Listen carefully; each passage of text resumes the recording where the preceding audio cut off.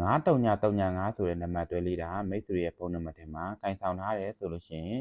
ကျွန်တော်အခုပြောပြပေးမယ်နံပါတ်အကျိုးတရားလေးတွေနဲ့တိုက်ဆိုင်ပြီးတော့စစ်ဆေးကြည့်ကြမယ်နော်9335ဆိုတဲ့နံပါတ်တွဲလေးကအတွေးခေါ်တွေတအားကောင်းတယ်သူများတကောင်လည်းတအားကူညီခြင်းနဲ့စိတ်ရှိတယ်စိတ်တဘောထားကောင်းတယ်ပေါ့နော်ဒါပေမဲ့ကိုတိုင်းအခက်အခဲပြဿနာတွေဖြစ်လာလို့ရှိရင်တော့ပြဿနာဖြေရှင်းနိုင်မှုခဲရင်းနဲ့သူများတကောင်အကူအညီလည်းမရသေးတတ်ပါဘူးနော်နောက်ပြီးတော့ဒီနံပါတ်ပိုင်ရှင်တွေကရှေးရိုးဆွဲအသွေးလေးလည်းရှိတယ်ဘာမဆိုကိုတိုင်းလက်တွေ့ကြမှာကိုယုံတတ်တဲ့နံပါတ်ပိုင်ရှင်တွေပါပဲနော်နောက်ပြီးတော့ဒီနံပါတ်ပိုင်ရှင်တွေကခေါင်းလဲမာတဲ့အတ္တလည်းကြီးတယ်ငါတိငါတက်ဆိုတဲ့စိတ်ထားလေးလည်းရှိစေတတ်ပါတယ်နော်နောက်ပြီးတော့ကြာကြာကန်လို့ရှိရင်အရေးမွားတာတွေဖြစ်စေတယ်နောက်ပြီးတော့အသွေးတွေလွန်နေစေတာတွေဒါမျိုးတွေလည်းဖြစ်စေတတ်ပါတယ်နော်ကျန်းမာရေးနဲ့ဆိုလို့ရှိရင်လည်းသူကမျက်လုံးနဲ့ပတ်သက်တဲ့ကျန်းမာရေးတွေ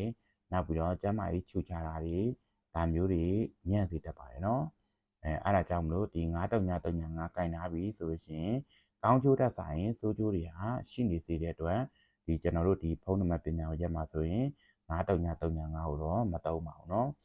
အဲ့ဒါကြောင့်မလို့မိတ်ဆွေတွေကဒီ9335ကင်ထားပြီးတော့အခုပြောတဲ့အကျိုးတရားလေးနဲ့